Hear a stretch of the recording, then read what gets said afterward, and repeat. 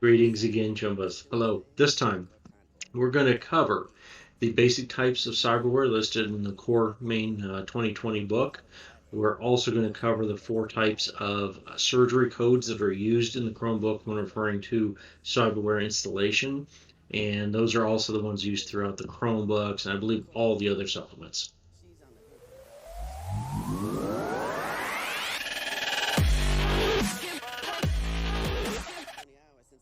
Okay, here we go. We're going to jump right into the types of cyberware. I'm just going to go over the types, some basic examples. We're not going to dig deep into a particular piece of cyberware.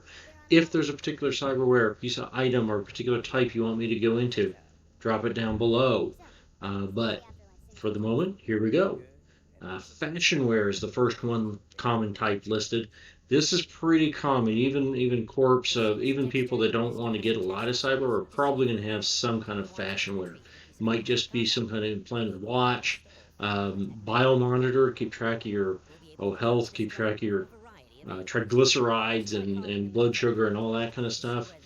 Light tattoos are considered fashion wear, and there's several others, of course. The next one, neural wear. Now, neural wear is something that's required for a lot of different kinds of cyberware. Some refs will even require neural wear, and I do sometimes. I also require neural wear for any kind of cyber limbs as well. Neural wear includes things like reflex boosters, sensory augmentation, pain editor, and so on. Neural not only does it include those as part of it, but neural wear is a item of itself that has to be installed before you can get any of those other items. Okay, not only is it a class, it's actually a piece of cyberware in and of itself. Next one is going to be implants. Implants are things like nasal filters, cyber organs, if you need a replacement kidney or stomach or lungs, whatever.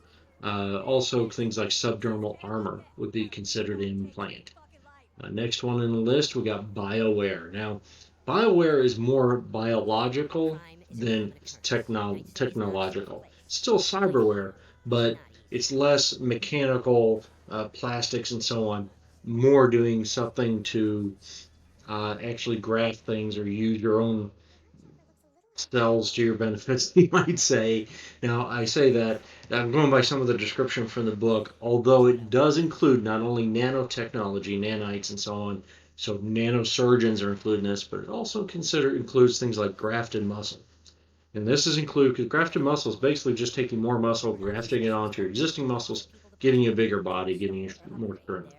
But it also includes muscle and bone lace, which that one actually has grafted muscle, or not grafted muscle, it has muscle, but also other types of fibers woven in. So again, we're not going to get into much of that right now, though. Cyber weapons. There's a couple of different classifications of cyber weapons. You've got the types that are implanted in the body, so you could have a regular meat hand, but have a weapon implied like scratchers or wolvers, things like that, rippers.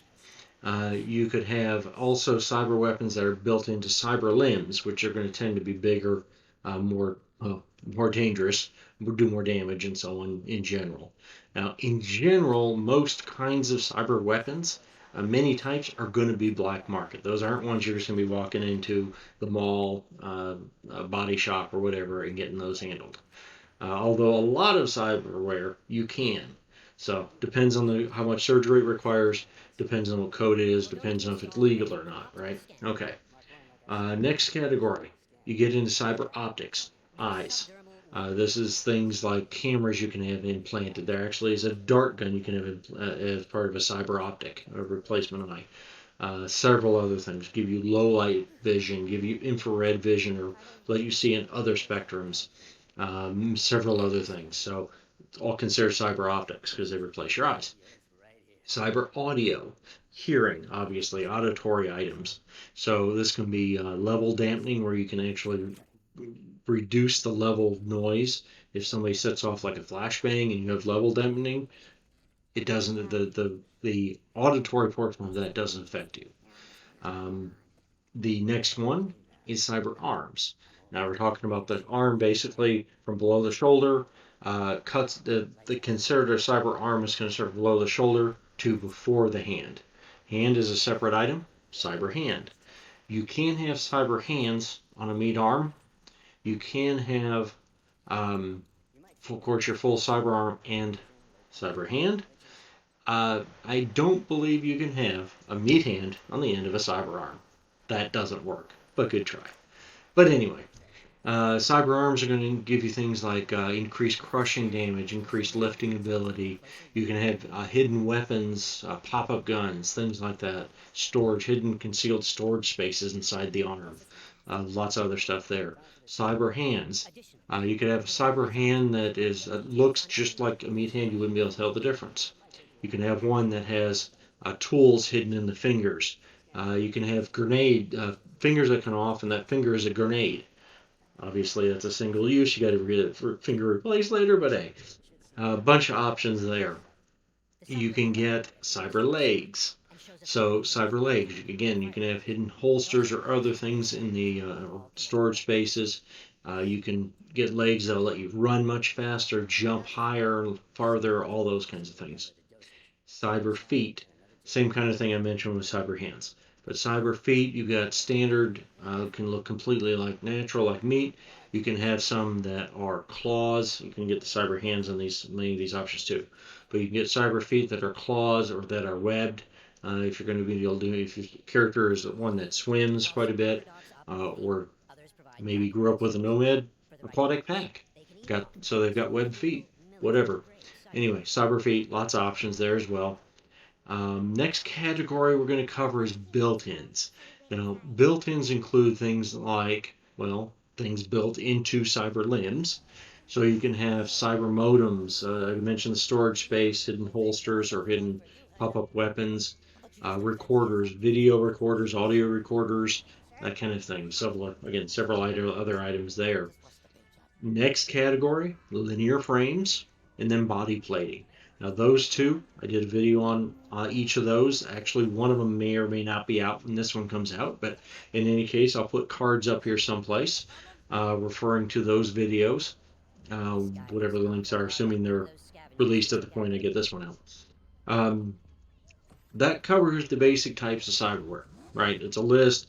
It gets a little monotonous, but I just wanted to get some of the groundwork done so then we can get in to talk about more details on cyberware, more specifics. We can go and dive into each category and more specific items. Again, if there's a particular type you want, drop a comment down here. Let me know which one you want me to talk about next. Okay.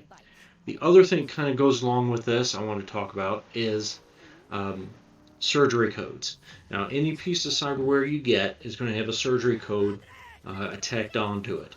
Now, this could be anything from very, very minor, negligible, minor, major, or critical. And they each have different times it takes to heal from it, different amount of damage you take from having the surgery done, that kind of thing. Just to give you some clue here. Negligible, those are ones that can be done in any kind of mall, drop-in. You just walk in, get something done. Like, getting tech hair in, I believe, is a negligible surgery, for example, if I remember right. But negligible code is an N. Surgical time for negligible is 1 hour. You get 1 point of damage done for that. And the surgery cost itself is going to be included with the piece of cyberware. So when you get that piece of cyberware with a negligible code, you don't have to pay anything extra to have it installed. Now this is assuming you're doing it regular retail at a regular, like a mall, clinic, or a drop-in shop of some kind. Rubber docs are different. Rubber docs will charge you to install anything and everything, no matter how simple it is, right? Okay, difficulty roll. If you're, as a character, rolling the difficulty to install a negligible piece of cyberware, the roll would have to beat a 10. Easy roll. Should be pretty easy to beat that one. Next category is minor. This one is needs an actual medical center or a good ripper doc. It takes 2 hours to do the work, generally speaking. The surgery time is 2 hours. The damage you're going to take from this is a die 6 plus 1. Surgical costs are 500 EB. Now, that's the base. If you're going to a ripper doc, it's up to your ref. It might be a little bit less, might be more, maybe a lot more. Depends on the situation, depends on the doc you're going to see and what your rep and your relationship is with that doc, right? Difficulty roll, if you're a character doing this, doing a minor surgery, minor install, The roll is simple at 15 to beat a 15 to get it done, not have any issues. The next category is major. Now, major is a bigger deal. Requires a full hospital surgery center. This would be Ripperdoc might be able to do this, but it's going to be a more advanced one. They're going to again have to have a full surgery setup, the machines, nursing staff, assistants, that kind of thing to do it. The time for that surgery is 4 hours. Costs are 1,500 EB now, and it requires a difficulty roll of at least a 20 to get that done. And the last one, the top end, the hardest one is critical. Worst one, depending on how you look at it, that's critical. Critical definitely, again, requires full hospital, full nursing staff available, assistance, surgery center availability, all those things. Can take up to 6 hours to do that particular surgery. The damage done to you during that surgery is 3d6 plus 1. Costs 2,500 EB to do that.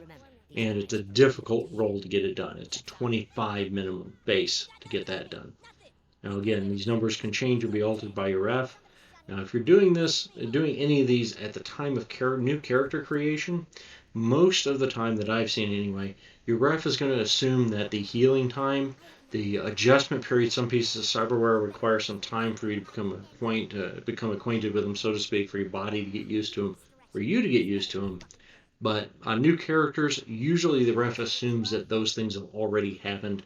Those things happened in the past. At the point the new character joins the game, you're healed up and so on. Now, I say most of the time.